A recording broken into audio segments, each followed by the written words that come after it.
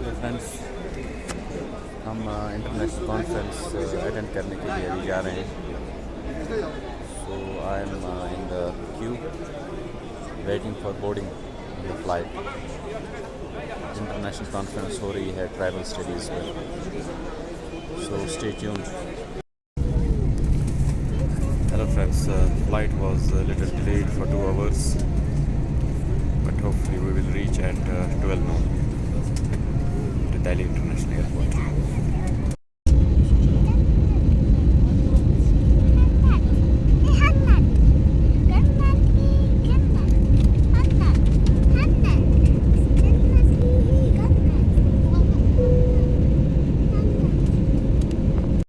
Now friends, we are at the Delhi International Airport and the flight was 2 hours delayed because of the fog at Srinagar Airport. Visibility was very low, so it was a sort of a hectic flight, but we have reached to the Delhi International Airport. You can see largest airport in India and with the most of facilities available. So now from here on we are going for the world famous Jamia Masjid. That's the food hub of for the whole India and particularly for the Muslims as well. So we would like to have a lunch there, and then we will decide either we will go for conference in the evening or day after or tomorrow. So we will decide it about. So friends, we are in the world famous at Jamia Masjid, gate number 1, the famous food street of India. So tomorrow morning at 6 a.m. we are leaving for our conference venue at University of Bewar, where I will present my paper on the empowerment of Pahari people in Kashmir. So stay tuned. We are in Jamia Masjid. These are famous Qureshi kebabs. See the buzz at this corner. Famous Qureshi kebabs in Delhi. You can see. Now our train has arrived. It is whistleblower Shatabdi Delhi Ajmer train service. You can see, and we can find out our coach and seat number. This is our coach, C10. I have booked AC car chair. You can see it's very nice. It's warm inside. It is our coach, C10. ये देख लीजिए, सुबह हमें ये जो breakfast T हमें दी गई. So we have Wagh Bakri tea, some biscuits, barley, Nova milk, and this is I think sugar. So it's the morning tea. After that I think the breakfast will be served. So I think whenever you plan to visit Ajmer, I think this train is more feasible. Shatabdi Express from New Delhi to Ajmer. It will leave New Delhi at 6:10 a.m. in the morning and will reach Ajmer at 12:55. So it's a very comfortable train, AC train, and not a sort of jumbling in the coach. So very much empty train, and you can enjoy it. So yes guys, it will take us 2 hours more to reach our Ajmer, and from there we will leave for Bewar University where the conference scheduled is. So it's a very smooth ride. You can see the mountains in Rajasthan. We are in Alwar right now. So the train is very much comfortable, compatible as well. So you can see we are running to Ajmer, and thereof we can leave for conference venue where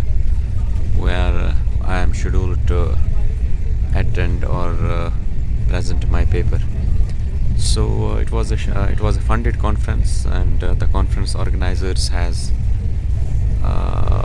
they covered my travel, accommodation, as well as food. So I am with family, and it is very nice and great to be in one of the sort of spiritual places. Khwaja Mainuddin Chasti, the legendary Sufi saint of the Chasti order of India, way back in 12th century. So yes, we are heading towards Ajmer. Stay tuned. We have been reached to Ajmer. Our accommodation is at Inspection Bungalow, CPWD, Ajmer. A very posh area, so a very great lawn. And right now, I have just heard from my friend that it is snowing heavily in Kashmir, particularly in our district Baramulla. But what a transformation of sorts, the weather differences and the climate, change from one region to another. It is 28 degrees right now in Ajmer. So this is our accommodation, a very posh accommodation. I am highly thankful to the organizing secretary, Professor Alok Kumar Meena, one of the ace sociologists of India, and RC convener of Indian Sociological Society. You can see there is our accommodation in this government guest house. As I have already told you that it was a funded sort of conference, and my travel, accommodation, and meals covered by the organizing secretary or the organizing committee of the conference. This is our accommodation, and this is our dining hall. We are heading for a lunch, and tomorrow morning we are leaving for a conference venue. This is here our dining hall. This depicts the culture of Rajasthan, particularly here you can see tribes of Rajasthan. Now we have finally reached to the legendary Sufi saint, the Dargah of Khwaja Mainuddin Chasti Sahab, located at Ajmer. So here you can see we have came here to give our obeisance and homage to this legendary figure of 20th century.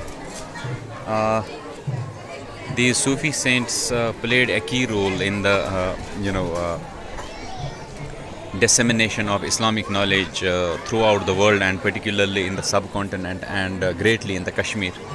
So this Sufi saint is highly revered and regarded in the Muslim society. So I think we are lucky that during the conference we have came here to give our obeisance to this legendary Sufi saint Khwaja Mainuddin Chasti, located at Ajmer, Rajasthan.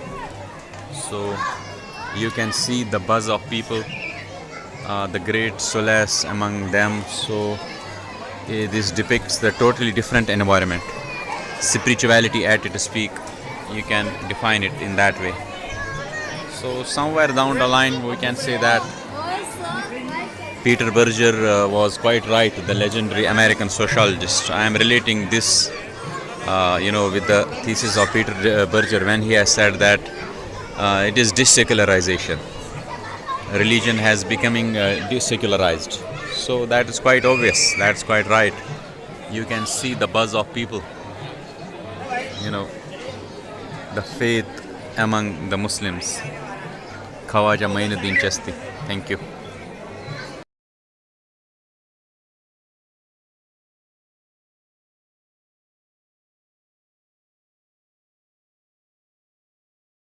And how we can develop them, and how we can relate them to the various institutions.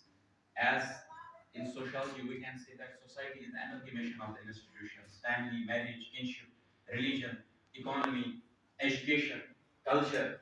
These are compiled, and they can create a particular society. But we can say that how we can ascertain these institutions